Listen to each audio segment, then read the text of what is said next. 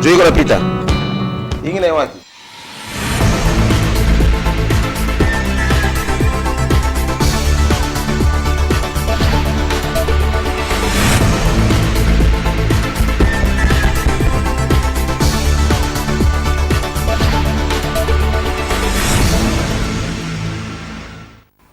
Encore une fois de plus, mesdames et messieurs, merci d'être de notre. Bienvenue à cette édition du journal à la une de l'actualité. Les élèves de l'épée Moni, se trouvant dans l'avenue Kichanga au quartier Joseph, ont manifesté leur mécontentement contre certaines personnes qui voulaient procéder à la construction des immeubles dans l'enceinte de leur établissement scolaire. Ces élèves ont sollicité l'accompagnement sécuritaire du gouvernement provincial afin de garder saine et sauve cette école. Dieudonné Balangardi était sur place.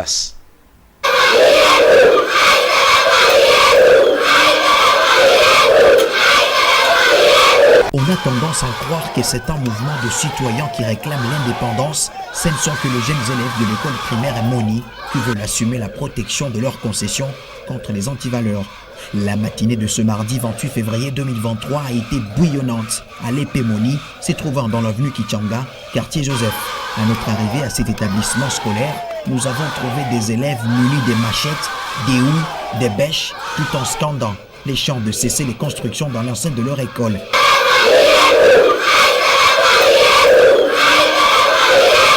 Selon les informations nous livrées par les présidents de tous les élèves de l'épée Moni, Ibrahim, c'est un groupe de gens dont ils ignorent l'identité qui sont venus dans le but de vouloir entamer les constructions dans l'enceinte de l'école.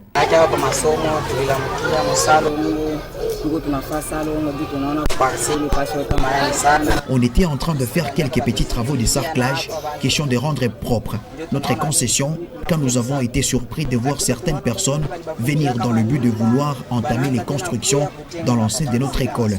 À peine arrivés, ces gens ont commencé à nous renvoyer, mais dynamiques et solidaires que nous avons été, nous avons refusé de quitter les lieux.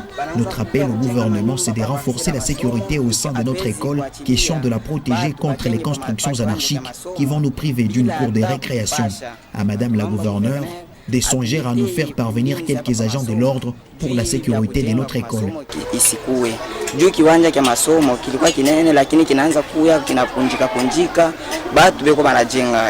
Ces élèves de l'épée Moni ont précisé qu'ils ne cesseront jamais de manifester pour la sécurité et le bien-être de leur établissement scolaire qui est en train de les former du jour le jour afin qu'ils deviennent de grandes personnalités du pays.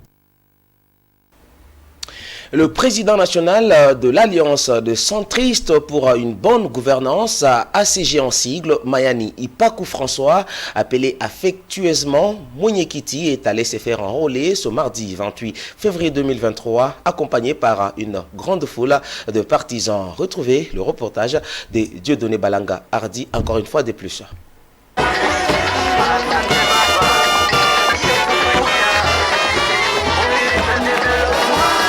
C'est un grand jour pour le partisan du parti politique Alliance de centristes pour la bonne gouvernance, ACG en sigle. Avec à sa tête Mayani Ipakou François, ce mardi 28 février 2023 a été un jour de gloire. Jour destiné à l'enrôlement du président national de l'ACG Tanganyika, Mayani Ipakou François. On pouvait voir au siège du parti de l'Alliance des centristes pour la bonne gouvernance, ACG, situé au quartier industriel, de milliers de militants venus accompagner leur fils Mayani Ipakou François, qu'ils appellent affectueusement Mounyekiti. Avant le départ vers le centre d'inscription pour l'enrôlement, le parti politique, l'Alliance des centristes pour la bonne gouvernance, a procédé à l'adhésion de quelques nouveaux militants de marque.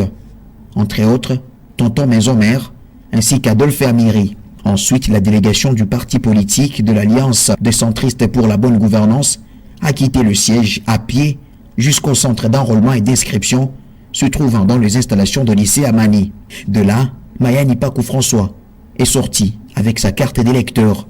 Une satisfaction pour le président national de l'ACG, affectueusement appelé Mounyekiti, d'avoir sa carte d'électeur. Il a, durant son speech, dit vouloir donner une seconde chance au président de la République, Félix-Antoine Tshisekedi. Une satisfaction d'avoir cette carte. Parce qu'avec ça, j'ai le droit d'être électeur en décembre 2023. Donc c'est vraiment une grande satisfaction. Chacun de nous doit avoir ce droit aussi de voter. Il nous revient à nous, citoyens congolais, d'élire le président de la République en décembre 2023. Et nous, à l'ACG, l'option a déjà été levée. Nous sommes tous rangés derrière, comme un seul homme, derrière, et nous serons rangés derrière la candidature du chef de l'État, son Excellence Félix Antoine Tshisekedi Tshilombo, pour sa réélection à la magistrature suprême. Il a une vision. Mayani Pakou François a tout de même envoyé un message direct à la centrale électorale de bien vouloir faire de son mieux afin d'enrôler le maximum de personnes. C'est bien de demander aux militants de s'enrôler, mais il y a aussi quelques difficultés qui doivent être corrigées par la centrale électorale. Il y a le cas des machines qui tombent en panne. Cela doit être corrigé. Nous demandons à la population de venir. Ils viennent nombreux, mais même ici, il y a ceux-là qui ont fait 2 jours, 3 jours sans avoir obtenu leur carte d'électeur. Que la centrale électorale aussi nous aide, mais il nous a été accordé 15 jours avec une assurance que jusqu'au dernier électeur, au dernier requérant, il aura sa carte d'électeur. Donc nous lançons ce message-là, que toute la population se donne à l'enrôlement, que chacun fasse comme nous. Cette activité s'est clôturée au stade Benda, où le président national de l'Alliance des centristes pour la bonne gouvernance, Mayani Pakou François, a tenu un meeting sensibilisateur, celui d'appeler la population d'aller se faire enrôler. De l'autre côté, l'honorable député national élu de Kalemi Territoire, Banzalunda John, est arrivé ce dimanche 26 février 2023 à Kalemi, chef-lieu de la province du Tanganyika, à bord de Airbus A320. Le président national de l'Alliance pour un Congo fort a profité de cette occasion pour tenir un meeting au stade Benda. Le détail, c'est dans ce reportage de Malilo Kassa Selemani, ici rendu par Dieudonné Balangardi. C'est à bord de la compagnie africaine d'aviation Airbus A320 que le député national élu du territoire de Kalemi, Banzalunda John, est arrivé à Kalemi, chef-lieu de la province du Tanganyika, ce dimanche 26 février 2023. Le président national de l'Alliance pour un Congo fort a, lors de son arrivée, été accueilli par les cadres de son parti politique au pied de l'avion avant de voir une marée humaine venir à son accueil.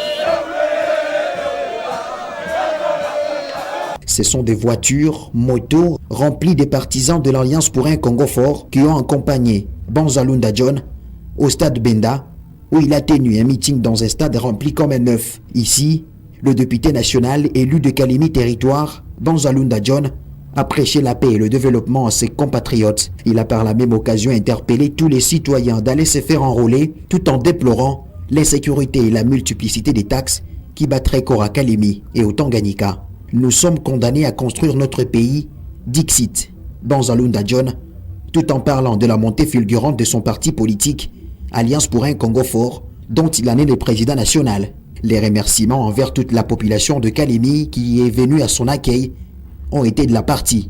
Nous sommes là pour apprendre aux Congolais les valeurs d'une république, les valeurs d'un pays.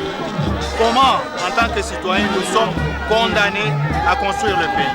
Je suis heureux parce que, venant de Kalemi, j'ai été porté à la tête du parti par les collègues, les camarades.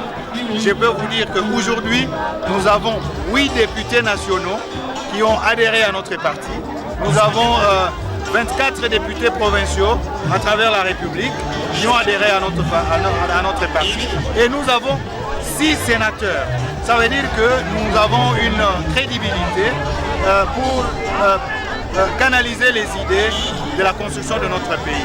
Nous sommes déterminés à défendre notre pays, mais aussi, en tant que fils de Kalemi, de défendre ma ville natale. Je remercie la population de Kalemi pour cet accueil historique et je crois que c'est un message fort pour dire qu'elle attend beaucoup de nous. Nous allons nous battre avec les idées, avec les propositions, mais avec aussi les lobbying pour que les conditions de vie de nos concitoyens ici à Kalemi puissent s'améliorer. Le parti politique Alliance pour un Congo fort s'est dit déterminé à prendre les désidératas de la population tanganyikaise et de trouver des solutions adéquates urgentes.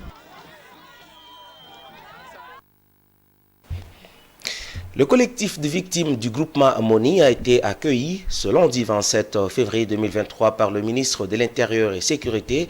Ce dernier, au cours de leur intervention, a affirmé qu'aucune spoliation de terrain n'est à signaler, comme ceux du groupement TND ont réclamé, car la commissaire générale aux affaires foncières, Madame Ariel Ndayalwamba, avait donné une parcelle à toute victime qui avait été spoliée dans le terrain destiné à la construction des institutions publiques. Nous sommes là aujourd'hui, c'est le collectif des victimes des Moni. On s'est dit aujourd'hui de venir voir l'excellence du ministre de l'Intérieur par rapport à tout ce que nous avons écouté. Vous savez, nous devons soutenir les autorités du Tanganyika. Le Tanganyika n'est pas un stade de martyrs.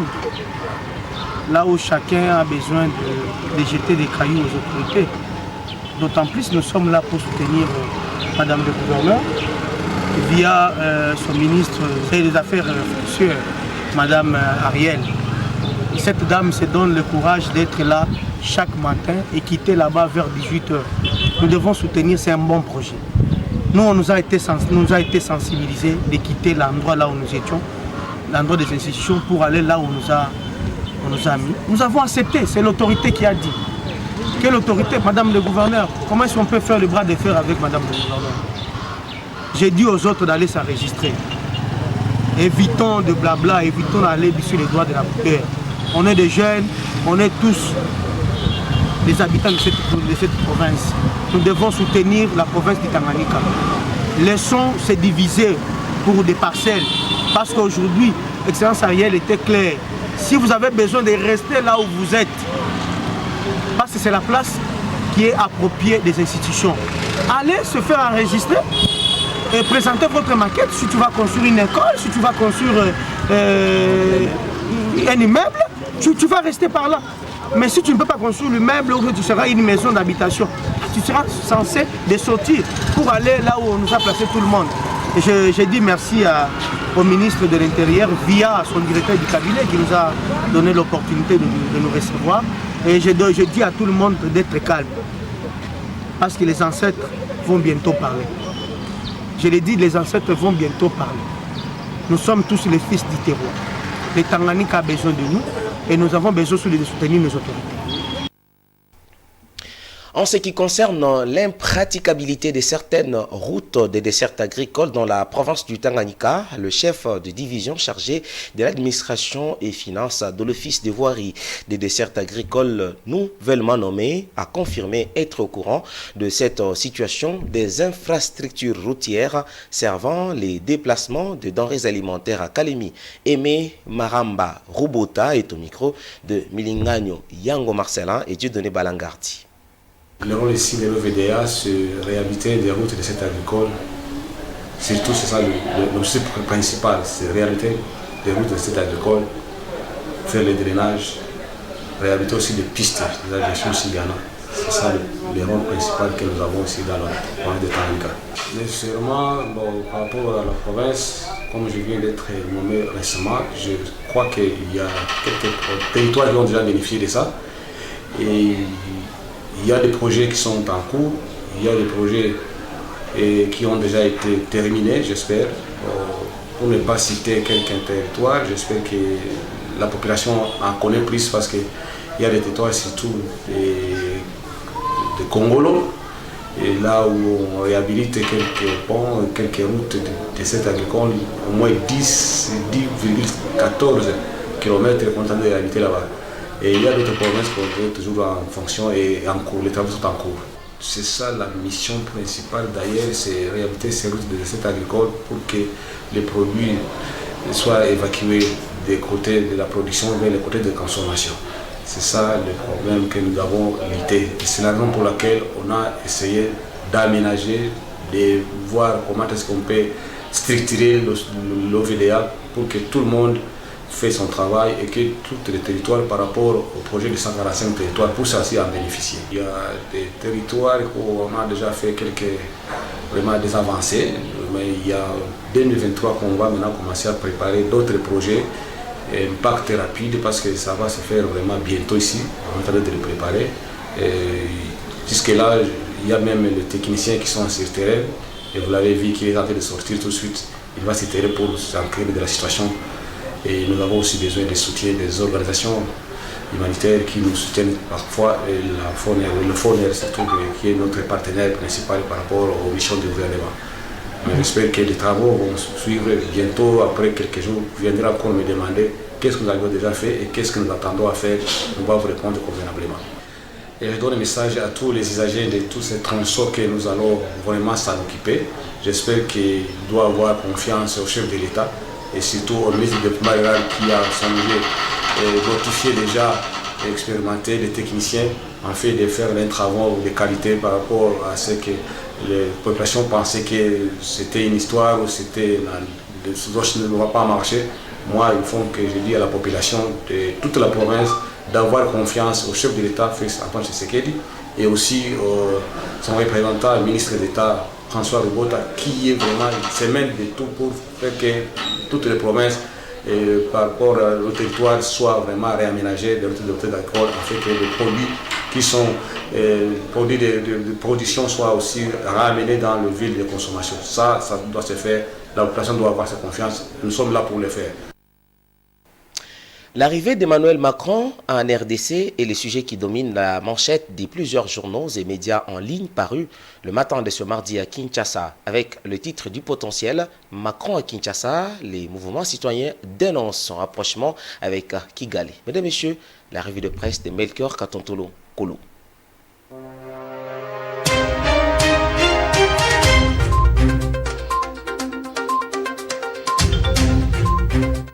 La visite annoncée à Kinshasa du président français Emmanuel Macron est largement commentée par les journaux parus mardi 28 février dans la capitale congolaise. Mesdames et messieurs, revue de presse. Les mouvements citoyens et autres associations de défense de la souveraineté nationale reprochent publiquement au chef de l'État français Emmanuel Macron de s'être gravement compromis en se mettant du côté de l'ennemi numéro 1 de la République démocratique du Congo, Paul Kagame, rapporte le potentiel. En effet, explique le quotidien, depuis l'annonce de l'arrivée du président français Emmanuel Macron au pays de Lumumba, des spots de mobilisation anti-Macron envahissent les réseaux sociaux et sa visite est juste considérée comme une façon de négocier les intérêts de Kigali, note les tabloïds. Le quotidien Le Journal abonde dans le même sens. Emmanuel Macron arrivera dans un pays en conflit et qui attend un soutien clair de la France dans la lutte contre les groupes armés. Sa condamnation du soutien rwandais aux rebelles du M23 est particulièrement attendue par les Congolais qui considèrent la France comme proche de Kigali. Le sentiment anti-français est bien moins prononcé qu'au Sahel, poursuit le tabloïd, mais les Congolais dénoncent un silence coupable de Paris sur la responsabilité rwandaise dans la guerre à l'Est. Ils reprochent à la France et aux Occidentaux d'une manière générale d'avoir tardé à condamner Kigali. Sur les réseaux sociaux, les Congolais critiquent l'hypocrisie de la France et son double jeu avec Kigali. Cependant, Forum des As rapporte les propos tenus lundi par Emmanuel Macron devant la presse. L'unité et l'intégrité territoriale du Congo ne se discutent pas.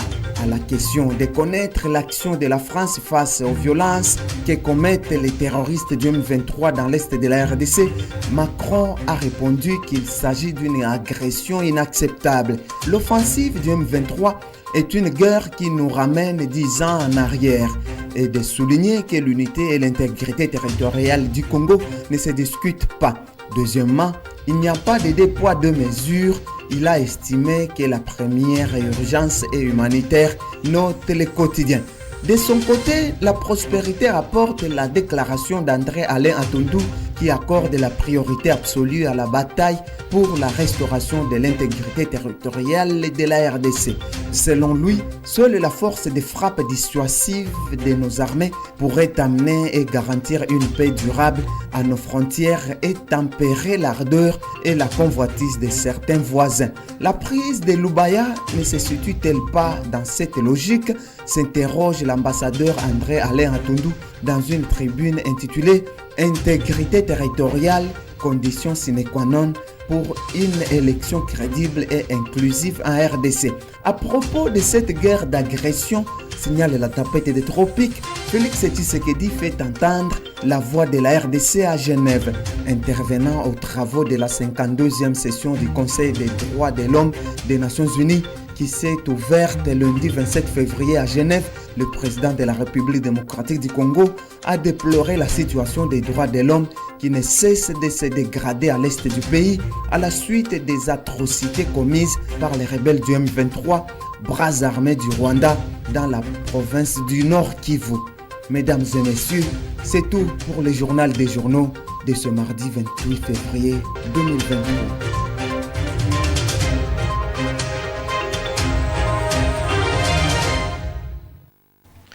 Et ça n'est fini pour aujourd'hui, mesdames et messieurs. Merci à vous de l'avoir suivi, mais continuez toujours à rester dans notre pour la suite de nos programmes. Mais n'oubliez pas de nous suivre encore sur la page YouTube RTGT Academy. Personnellement, je vous retrouve pour une nouvelle édition. À très bientôt.